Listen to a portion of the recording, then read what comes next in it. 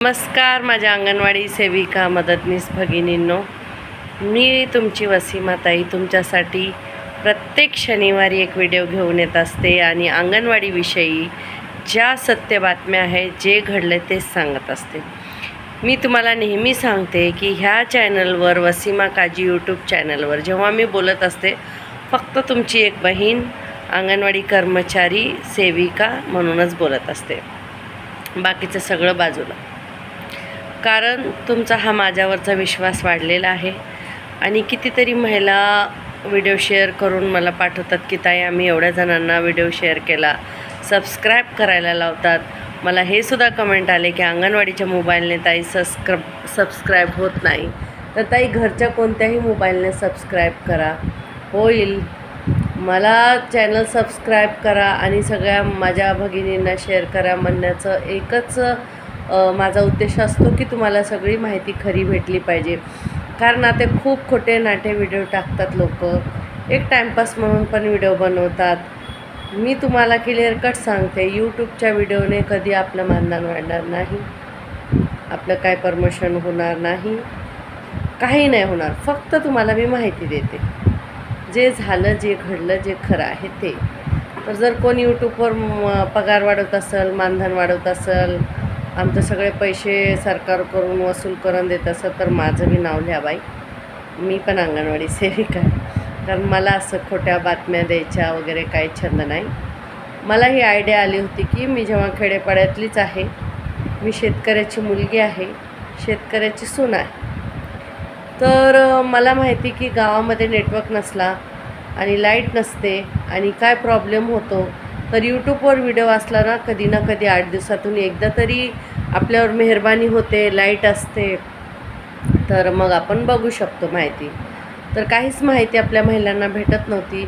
असं मी जेव्हा महाराष्ट्रभर गावोगाव खेड्याखेड्यात फिरले तेव्हा मला समजलं, तेव्हा मला ही व्हिडिओची कल्पना आली आणि खोटी माहिती देऊन मी माझ्या भगिनीला कशाला दगा देऊन, याच्यामध्ये माझा फायदा काय? 50,000 झाले तर मला पण होणार आहे, त्याचा आनंद आहे मला। पण असं काही नाही आहे। आता मेन मुद्द्यावर यायचं आहे, भत्ता प्रोत्साहन भत्ता। मी मागच्या व्हिडिओमध्ये तुम्हाला काय सांगितलं होतं, याच्या आधीच्या शनिवारच्या व्हिडिओमध्ये, की ह्या महिन्याच्या पगारबरोबर भत्ता येणार, ही बातमी मला होती आणि ती सत्य होती। भत्ता आलेला आहे, पण कुणाला येणार, किती येणार, कसा येणार हे मला माहीत नव्हतं, फक्त येणारे मला माहीत होतं आणि मलासुद्धा त्यानं भत्ता आलेला नाही, हे सत्य आहे। म्हणून माझा पण आक्रोश आहे।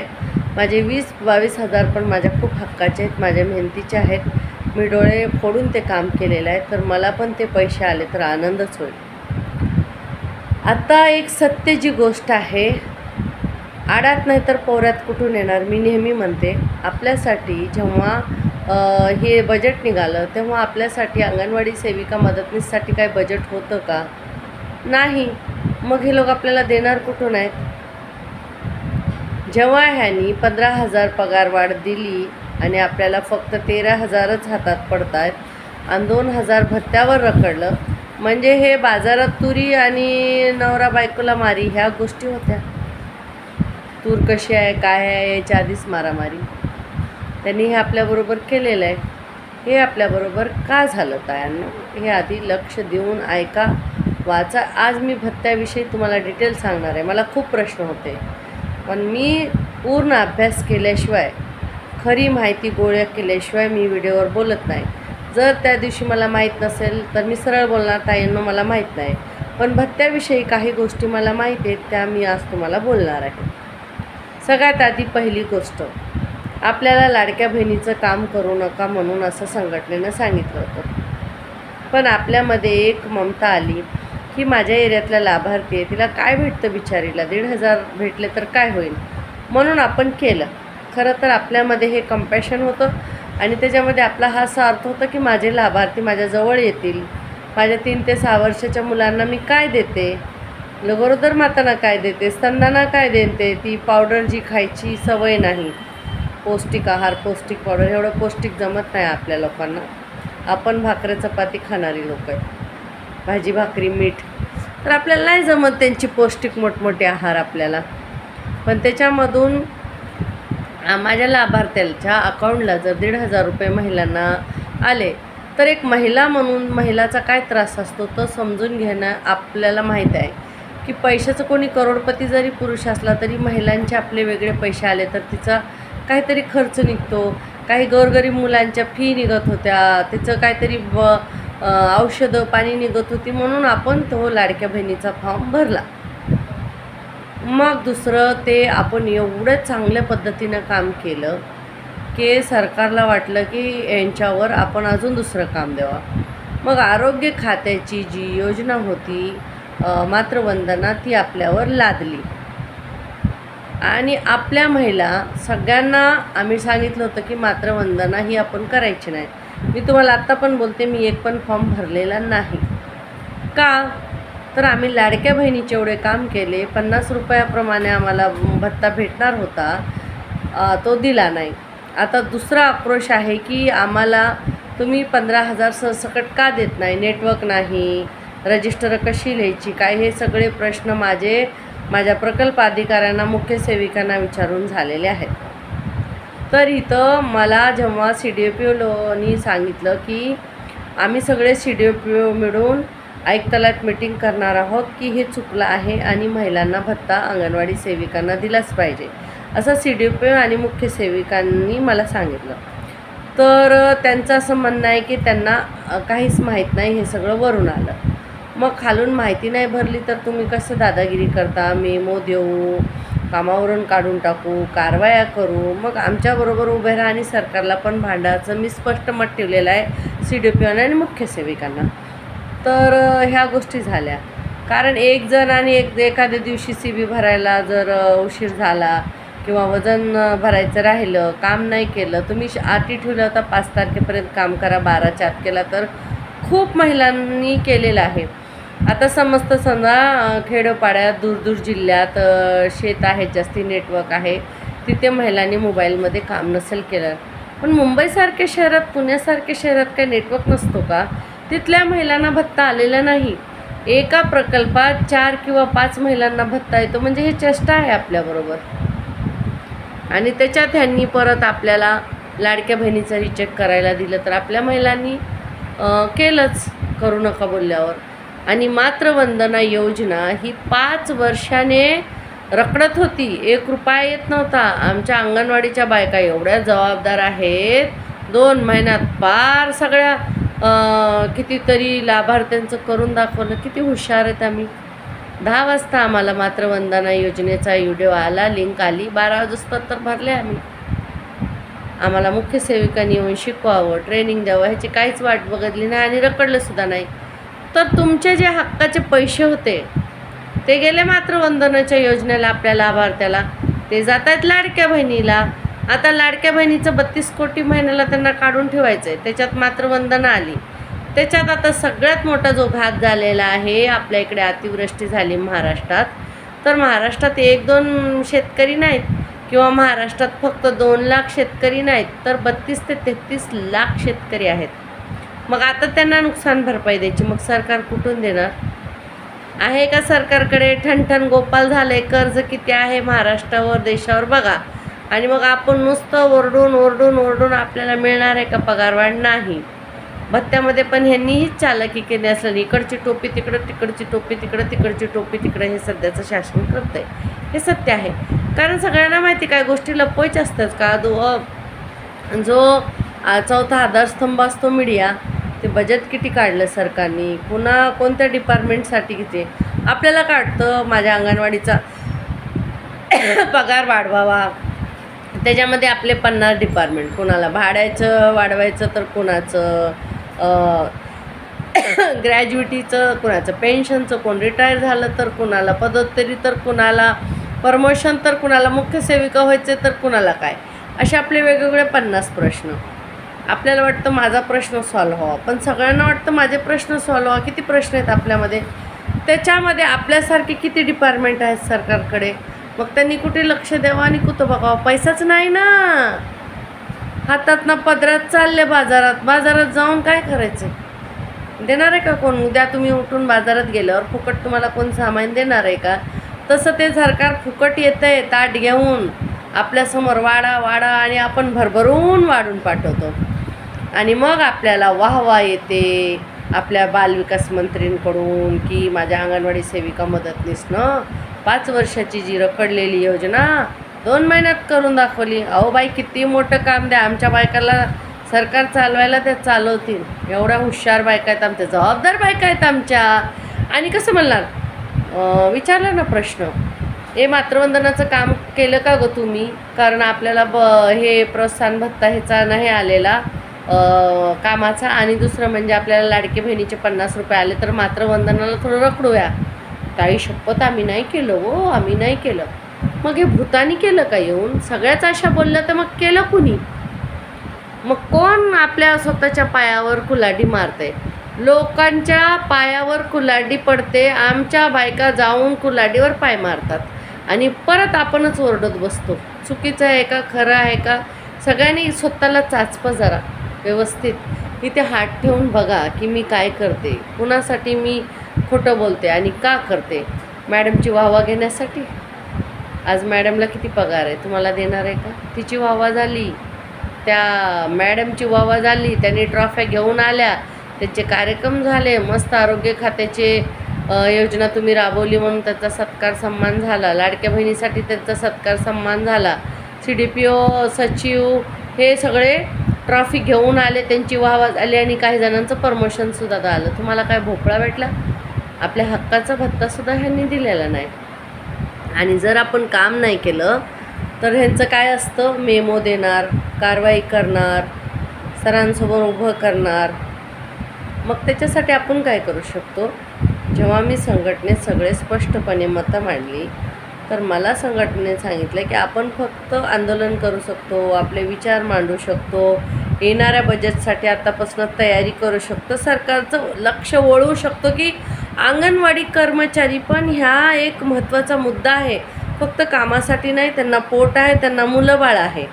आता कितीतरी महिला शेतकऱ्याच्या बायका आहेत अंगणवाडी सेविका, आता पीकसुद्धा शेतात राहिले नाही, ह्यांनी भत्ता दिला नाही, पगारवाढ दिली नाही, प्रमोशन करत नाहीत आणि कामं किती करतात.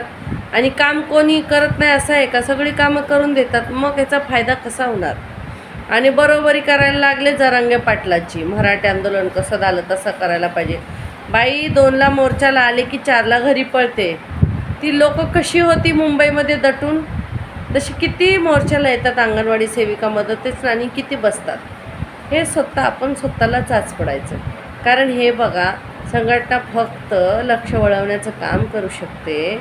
संघटना ही आपण दिलेल्या मुद्द्यावर काम करते. संघटना ही आपल्यामुळे आहे आणि ते संघटनेची लोक आपण जी माहिती देतो त्याच्यावर काम करतात. ते पण त्यांना तिथं आपल्याबरोबर उभं राहायचं आहे, बोलायचं आपल्यालाच आहे तिथं पण. म्हणजे जे असतं ना की प्रकल्प लेवलवर, बीट लेवलवरच्या लढाया आपल्याला लढायच्या आहेत. आपण सैनिक आहोत मेन. राजा, वजीर, राणी नंतर येते. समजलं का? तर ह्या सगळ्या गोष्टी करताना व्यवस्थित लक्ष देऊन आपल्याला करावे लागतात. आणि मला तर माझं मन म्हणतं आहे आणि मला माहीत आहे की आपल्याला बजेटच नाही, ते लोक पैसे कुठून देणार. आता अतिवस्त्रीचा एवढा खर्च आहे तर आपला भत्ता तिकडे तर पार्सल नाही केला असं मला संशय येतो आहे. पण CDPO वगैरे बोलले की आता दुसरी लिस्ट येणार आहे, त्याच्यामध्ये बघा नाव आहे ते. आणि आलेल्या महिलांनावर काय उपकार केलं का हो? 1400 रुपये दिले. कोणत्या प्रमाणावर दिले त्यांनी हेच नाही समजलं. 100% काम झालं तर 2000 होते, बरोबर. 80% कामावर आपल्याला 1800 होते. 70% कामावर आपल्याला किती होते? 1400 होते. आणि 60% कामावर आपल्याला 1200 होते. मग का 70%च काम झालं का महिलांचं? सगळ्यांचं एकसारखंच काम झालं म्हणून तुम्ही 1400 पाठवले. कुणालाच 1400च्या वरी आलेलं नाही तायांनो. आणि ज्या मदतनीसचं, ज्या सेविकेचं कुणाला त्यांना माहीत नाही, त्यांना काम शिकतात नवीन आहेत, त्यांना भत्ता आला. आणि जुने खिलाडी मोबाईलचे जे 10च्या 12च्या पदपर्यंत सगळी कामं करतात त्यांना नाही आला. मग त्याच्यात दोष कुणाचा? आम्ही ऑफिस लेवलला, CDPO लेवलला, आयुक्त लेवलला गेलो. आता त्यांच्या मिटिंगा सुरू आहे, त्याच्यावरती काहीतरी ठरवणार. आणि आता अतिवृष्टी झाल्यामुळे या मुद्द्याकडे लक्ष सरकार घालणार का नाही आपण नाही सांगू शकत. आणि आमच्या बायकाने 20,000 येणार आहेत म्हणून 50,000 कर्ज केलेलं आहे. मला स्वतः बायका बोलत आहो ताई भत्ता येईन म्हणून मी तिच्याकडून घेतलं हिच्याकडून घेतलं उसणं पासणं घेऊन चालवलं. कारण महागाई आहे हो. आपण नाही बोलू शकत की मी लई पैसेवाली आहे आणि माझ्याकडे खर्चायला भरपूर पैसे आणि मी टाईमपास म्हणून अंगणवाडीची नोकरी करते असे आपण महिला नाहीत. आत्ता ज्या लागल्यात मदतनीस त्यांच्या मनातच आहे, त्यांची काही चूक नाही की मला सेविका व्हायचं 3-4 वर्षांनी. त्या नादानेच 15वी आणि DED BED आणि कम्प्युटर येणाऱ्या महिला लागल्यात. आपलं तसं नसतं. आपलं नव्हतं तशा मनात. आपल्याला नोकरी करायची प्रेम आहे बालगोपाळांची म्हणून होतं. पण सगळ्यांना सोपा मार्ग वाटतं अंगणवाडीत नोकरी करायची. हा सोपा मार्ग नाही. नवीन मदतनीसांना पण माझं सांगणं आहे, आम्ही 300वरून 13,000वर खूप मेहनत करून आलेलो आहेत. आपण मानधानी लोक आहेत. सरकारचं लक्ष आपल्याकडे वळवावं लागतं. आणि जे बोल नाऱ्या धोतर गेलं वाऱ्या संघटना असतील मोठमोठ्या गोष्टी करत असतील ना त्यांना मला जरा करून दाखवावं आहे आमचं काम आहे. आम्हाला आमचा भत्ता घेऊन दाखवा, ग्रॅज्युएटी पेन्शन कुठून कसं शासकीय दर्जा देणार ते पण दाखवा. न्याय हक्काने आमची संघटना लढते एवढं मला माहिती आहे. आणि दुसरं म्हणजे संघटना खेळ करत बसण्यासाठी आपल्याकडे वेळ नाही. आणि मी फुल टाईम काम करू शकत नाही संघटनेचं, कारण मी अंगणवाडी सेविका आहे. मला इथे 4-5 तास काम करावं लागतं. ज्या सेविका असून कसं काम करतात त्यांच्याकडे कोणची जादूची छडी आहे संघटनेत त्यांनाच माहिती. केलं तर आमचं पण करा, आमचं पण नाव घ्या, आम्ही पण महाराष्ट्रातलेच आहोत. उद्या कोणी पण करून घ्या द्या. 50 संघटनांनी एक प्रश्न घेतला तरीच आपले प्रश्न सुटून जातील. त्याच्यापेक्षा सगळ्यांनी मिळून एकच चतुर्थ श्रेणीचा प्रश्न घ्या ना आणि करून टाका आम्हाला फायनल. हा विषय आहे.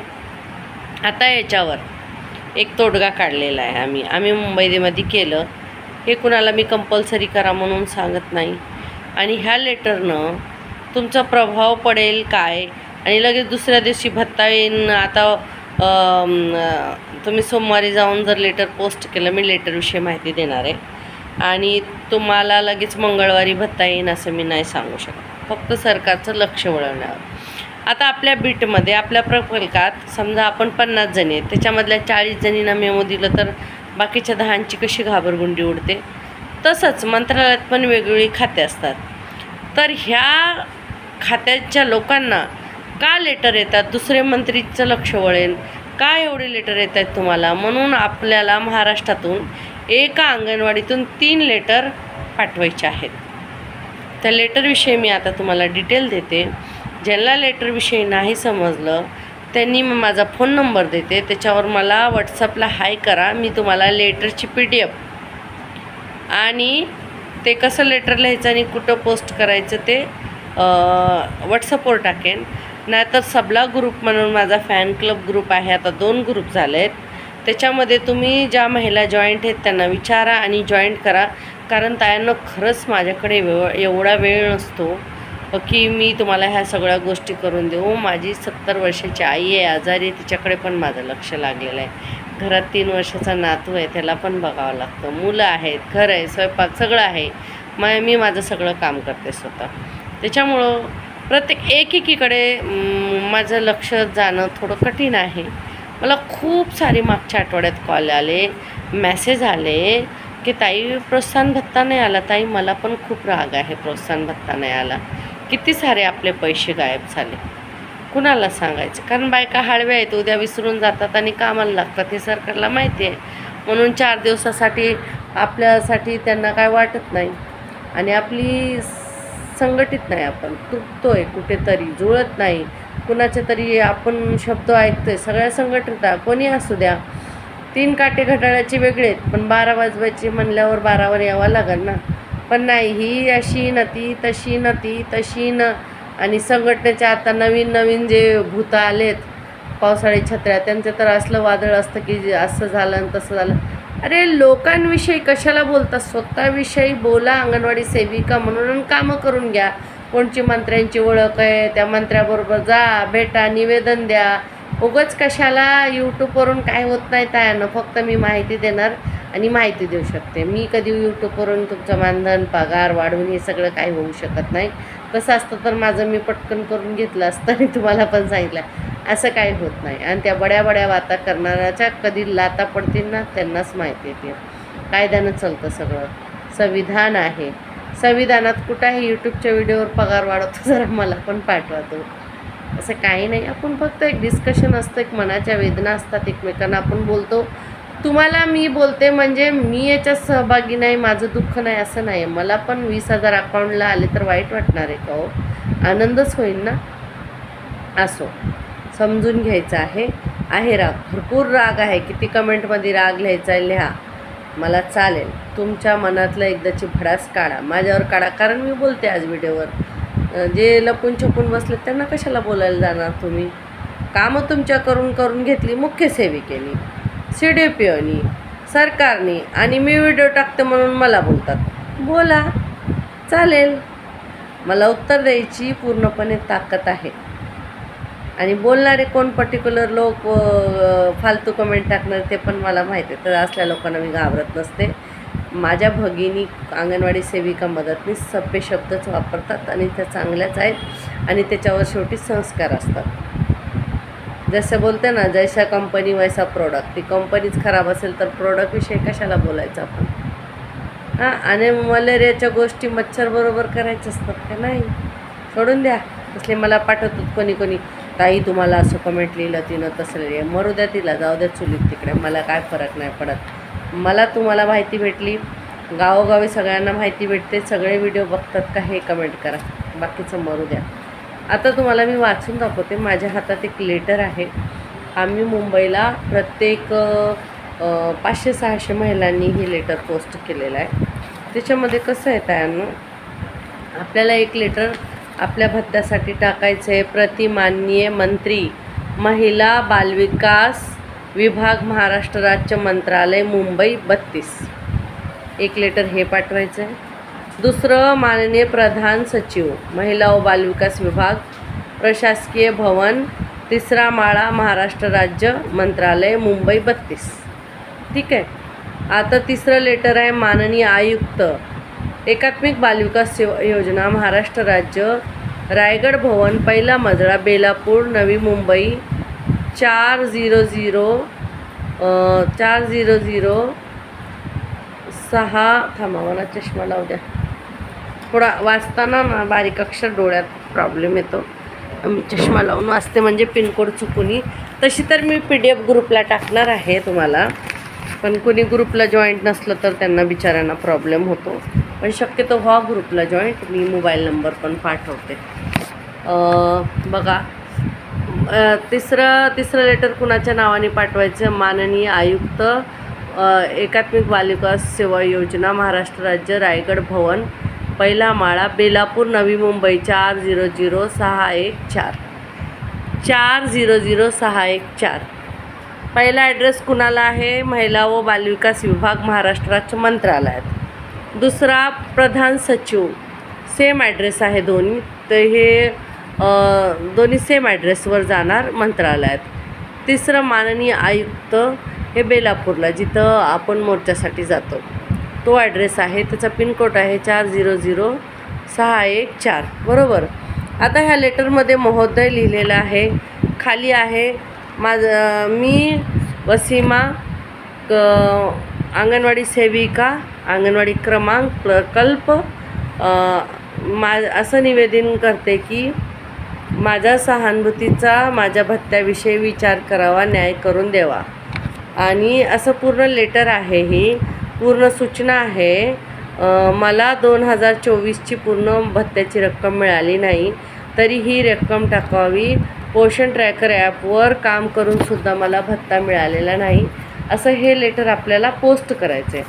आता एका अंगणवाडीतून हे 3 लेटर जाणार, 3 सेविकाचे 3 मदतनीसचे. तर तुम्हाला शक्य आहे तर पोस्ट करा तायांनो. एक कसं आहे आपलं, मी सांगितलं ना तुम्हाला, एक उदाहरण दिलं होतं. जर आपल्या प्रकल्पात 50 अंगणवाड्या आहेत, 40 जणांना काम नाही केलं आणि मेमो दिला, तर 10 जणांची घाबरगुंडी कशी उडते? तसं बालविकास मंत्र्याला जर 2 लाख लेटर गेले, तर एवढे लेटर तुला का आलेत बाई? आता लव लेटर बॉयफ्रेंडला, नवऱ्याला करायची वय पण नाही आपलं, तर मंत्र्याला आणि ह्यांनाच भाऊबीजसाठी भावांना आणि आपली बहीण आदितीताई प्रोत्साहन भत्त्यासाठी लेटर पाठवूया. आणि 2000 भाऊबीज काढून लई उपकार केला, भारी बंगले ऐकले म्हणूनच एवढी ॲडव्हर्टाईज केली. फक्त फोटो आणि पैसा किती दिला, ह्यांच्या मनात फक्त पैसा पैसा पैसाच आहे की पैशानं सगळं होतं. अहो पैशानं काही नाही होत, काही नाही होत. फक्त गरजा पूर्ण होतात. रिकामे हात करून द्यायचे, वाटून जा. तुमच्या बंगल्याला तुम्ही चांगली मजबूत करण्यापेक्षा गोरगरिबांचे हात मजबूत केला तर टिकून राहतील. हे ह्या शासनाला सांगायचं आहे. आणि लेटर पोस्ट करा. ज्यांना समजत नाही, काही मला प्रश्न विचारायचे, त्या मी फोनवर अवेलेबल नाही राहू शकणार, पण तुम्हाला मी माझा व्हॉट्सअप नंबर देते, त्याच्यावर हाय पाठवा. मी तुम्हाला त्याची PDF पाठवेन. लेटरचे पोस्ट करायचं आहे, त्याच्यामध्ये काय संदर्भ लिहायचा आहे आणि कुठं पाठवायचं आणि कसं पोस्ट करायचं एवढी माहिती मी देऊ शकते. शक्यतो सबला ग्रुपला जॉईंट व्हा. आपल्या मैत्रिणीकडून लिंक मागा किंवा नंबर मागा कुणाचा तरी आणि ते जॉईंट करतील तुम्हाला. तर माझा मोबाईल नंबर आहे 9820420263. परत नंबर सांगते तायांनो, 9820420263. आणि ग्रुपमध्ये मला जॉईंट करा म्हणून अशी रिक्वेस्ट पण टाका. शक्यतो महिला ग्रुपला जॉईंट आहेत ते करतील तुम्हाला, त्यांना नंबर पाठवा. नाही झालं तर मी तुमच्यासाठी मेहनत करेन तायांनो. बिझी असते तरी पण थोडा वेळ काढेन आणि तुम्हाला जॉईंट करेन. आणि पोस्ट लेटर कुठे करायची त्याची लिंक टाकेन. आपण एवढंच करू शकतो, काही दुसरं करू शकत नाही. कारण ह्या गोष्टीचं आपल्या बालविकास प्रकल्प अधिकारी मुख्य सेविकांना पण वाईट वाटलेलं आहे की आम्ही ह्यांच्याकडून कामं करून घेतली आणि आम्ही ह्यांना प्रोत्साहन भत्ता दिला नाही. कारण त्यांचं असं म्हणणं आहे बरं का, आपल्याला माहीत नाही ते काय असतं आतमध्ये त्यांचं, की जेव्हा तुम्हाला प्रोत्साहन भत्ता आला तर आम्ही प्रोजेक्ट ग्रुपला मीच आवाज उचलला होता की एवढा कमी आला, एवढाच महिलांना आला. तेव्हा त्यांना समजलं. असं ऑफिसचं म्हणणं आहे की आम्हाला काहीच माहिती नाही. मग माझा प्रश्न त्यांना होता की कम्प्युटरवर आमचं काम नाही दिसलं तर अंगणवाडी क्रमांक बरोबर कसं पाठवता तुम्ही? मग तसं लिहून सगळ्यांचं तुम्ही पाठवायचं होतं की ह्यांनी एवढ्या टक्के काम केलं, ह्यांना एवढा भत्ता पाठवला. आपल्यात प्रॉब्लेम काय झाला आहे ना, आपल्याला सगळ्याला नाही आला तर परत आपण गप्प होतो, काय बोललो नाही. पण कमी लोकांना आला आहे आणि जास्तीला नाही, त्याचं जास्ती दुःख आहे माहिती आहे का. मास्टरवरची ती बाई किती तोऱ्यात फिरते, तिला 1400 आले, मला रुपये आला नाही. म्हणजे तिचे काय झाली तिथे की मी 100% काम केले अशी इमेज तयार झाली. आणि काम खरोखरच करणाऱ्यांना पण आलं नाही आणि नाही करणाऱ्या आलं ते असो आपल्याच भगिनी सगळ्याला येऊ द्या. आज त्यांना आलं, उद्या आपल्याला येऊ द्या, आपल्याला आनंद आहे. पण ज्यांना आला त्यांनी आमच्याबरोबर उभा राहून आमच्यासाठी लेटर पोस्ट केले. ही आपली संघटित होण्याची ताकद आहे. खरंच आमच्या प्रकल्पात फक्त 8 ते 10 जणांना आला. त्यांनी बोलले चला तुमचे लेटर तयार करूया. आणि एका अंगणवाडीत एका सेविकेचे 3 आणि मदतनीसचे 3 असे 6 लेटर पोस्ट केले आम्ही. तर याच्यावर तुम्ही पण प्रयत्न करून बघा. तुम्हाला होत असेल, जमत असेल ना, तर पुढच्या व्हिडिओमध्ये थोबाडे तू आम्हाला पैसे खर्च करायला लावले, आम्हाला लेटर पाठवायला लागलं, कोण वाचणार आहे, काय करणार आहे, हे बघा वाचत कोण असतं असं नाही. मंत्रालयावर लेटर गेल्यावर एवढे लेटर काय येतात, लक्षवेधी. मोर्चा पण लक्षवेधी असतो. ते संघटना पगार वाढवते का? कोण म्हणतं त्या संघटनेला माझ्यासमोर आणा, नसते वाढवत. फक्त लक्षवेधी असतं, लक्ष वळवायचं असतं. कारण मीडियाला आपली काही पडली नाही. जेव्हा मराठे रस्त्यावर उतरले, जागोजागी व्हिडिओ व्हायरल झाले. आपण रस्त्यावर बसलो तर आपले व्हिडिओ व्हायरल होतात का, दिसतात का? आता सोशल मीडियामुळे अंगणवाडी सेविका दिसायला तरी लागल्यात कुठंतरी, नाहीतर आधी तर आपल्याला काहीच होत नव्हतं. बरोबर आहे का तायांनो? याच्यामध्ये तुम्हाला एक छोटीशी गोष्ट मी सांगते, तुम्ही सगळ्यांनी ऐकलीच असेल. त्याच्यावर मला कमेंट पण येणार आहे, गोष्टी सांगू नको, पैशाचं बोल. बायांनो, माझ्या हातात पैसे वाढवायचे नाही आहे. मग फक्त माहिती देणार आणि त्याच्यावर काय करायचे ते उपाय सांगणार आणि आपण करायचे मिळून. मी पण करणार आहे आणि केलं. मी लेटर पोस्ट केले. काय झालं, वाघाच्या पाठीवर उभा राहून शेळी मस्त हिरवे पाले खात होती झाडाचे.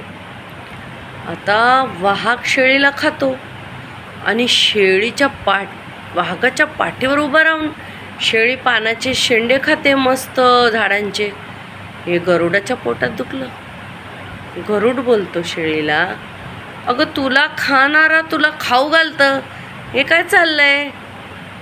तर शेळी बोलते, अरे उपकार असतात, मदत असती, उपकार करावे लागतात तेव्हा मदत करावी लागते, तेव्हा असं होतं.